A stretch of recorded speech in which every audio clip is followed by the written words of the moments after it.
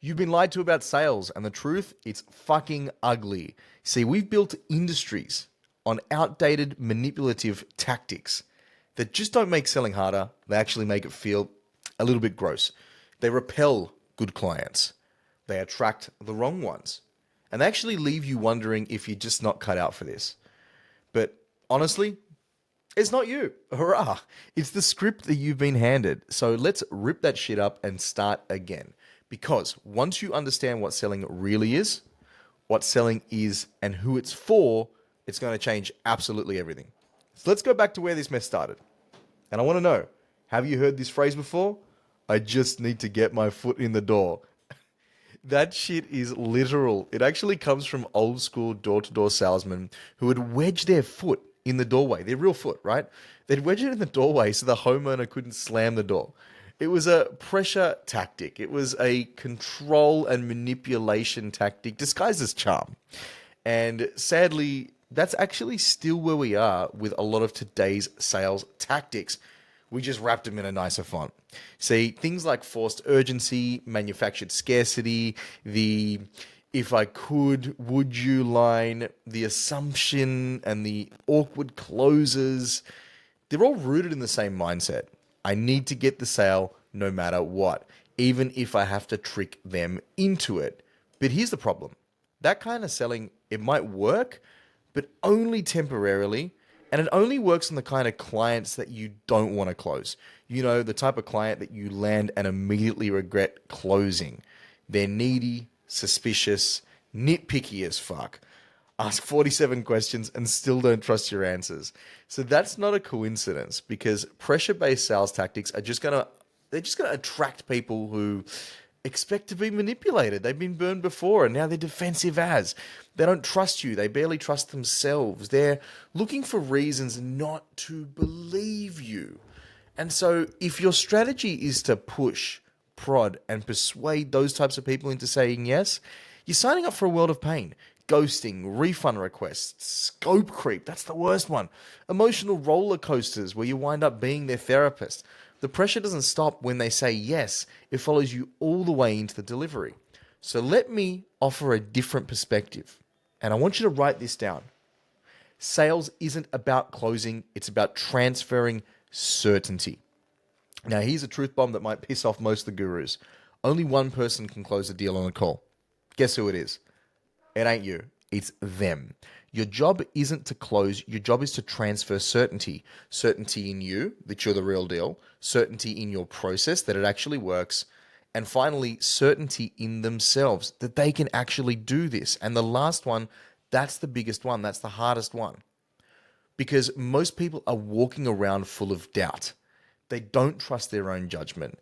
They're scared of making the wrong decisions and the wrong calls. You're not battling objections, you're actually battling their fear most of the time. And fear doesn't get conquered by pressure, it gets conquered by clarity. And that's the shift. When you make it, something wild happens. Sales start to actually feel pretty easy. You're not chasing, you're leading. You're not persuading, you're partnering. You're not closing, you're co-creating a decision. I'm going to give you a practical tool that makes it really easy because it's exactly what I do. And during sales calls, I draw. Yep. I'm talking about scribbles and stick figures and bad handwriting. Why? Because when people can actually see the path, they start to believe it. And here's what I draw. For example, I might draw the starting point where they are now and what's broken and what's not working. The end point, where they want to get to, where they want to be, what success is going to look like, their definition of success. And then the bridge, the signature method that I sell that gets them there. This works for any offer. It doesn't matter if you sell coaching, software, services, or consulting. When you do this live, something shifts. The call stops being a pitch and it starts becoming a plan. You're not selling at them, you're mapping out the path with them.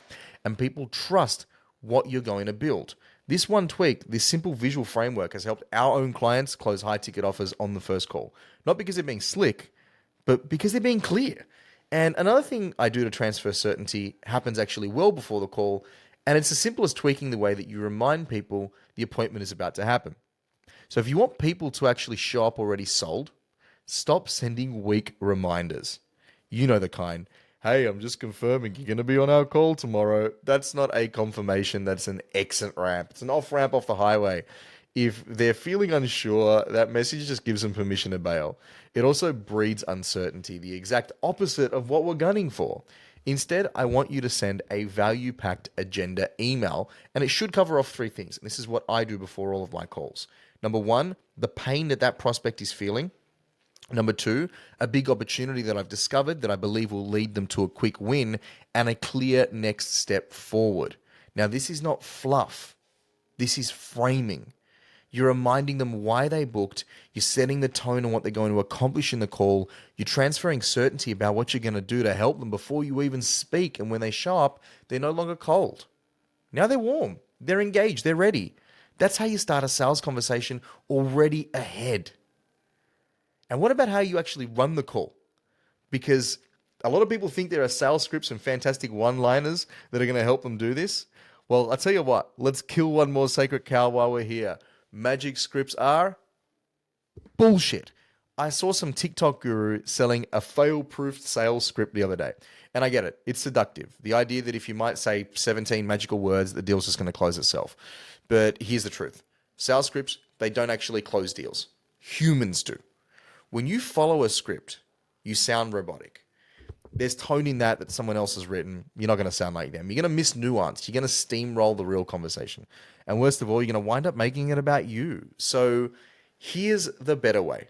I want you to come up with your own framework, a framework that gives you structure and control. It's going to help you stay on track, be present, and build real connection. Because remember, you're not just selling a product or service. You're selling belief in you, in your process, in themselves. That doesn't come from memorized lines. It comes from real conversation.